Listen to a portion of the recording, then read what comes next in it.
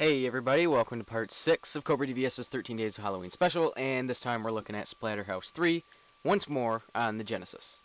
So let's go ahead and dive right into it. Splatterhouse 3, obviously, is a sequel to Splatterhouse 2, and it sort of runs along the same kind of formula, except this game is actually an improvement, in my mind, over Splatterhouse 2. While Splatterhouse 2 was pretty fun, it was just a little boring, I think, compared to this one. Now, this one's you're after your girlfriend Jennifer, and you're in this mansion, and you have to get to her before this creature does.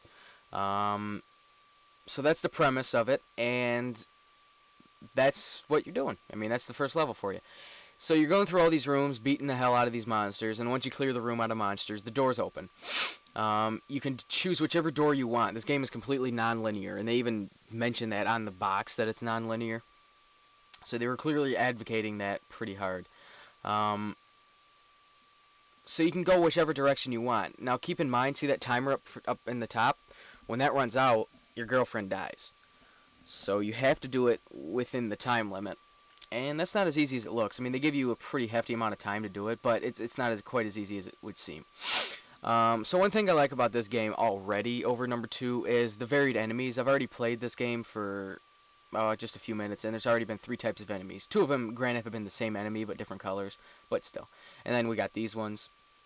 And there's even some more later on. So the enemy variation in this one is a lot better than in number 2, in my mind, I think. So you got that, and then see there's another monster that's just blue. Violet, purple, whatever. So you got that. So yeah, pretty much that's the premise. You're just going around beating the hell out of everything and opening up the doors and trying to save your girlfriend.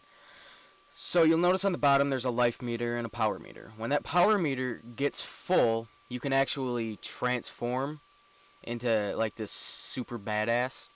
He's a lot more powerful than your previous form. So that's pretty cool. It adds a bit of more strategy, I guess, to the game. You know, you got to use it wisely. So it's pretty fun. So this is going to be a short review because there's really not much to say. It's just a fun game. I'd recommend playing it.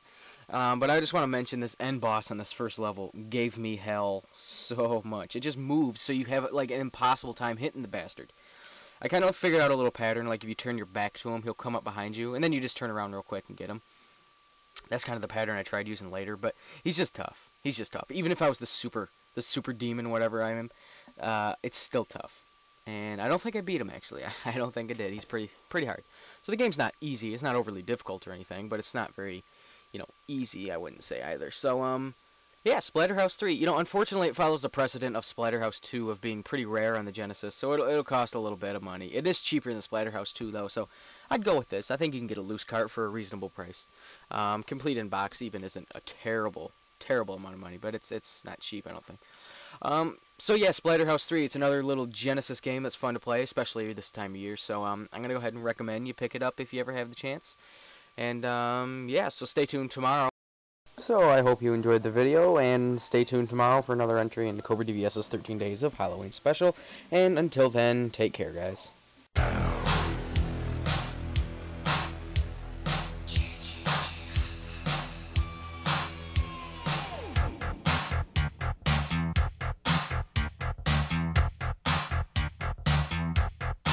You're with your baby.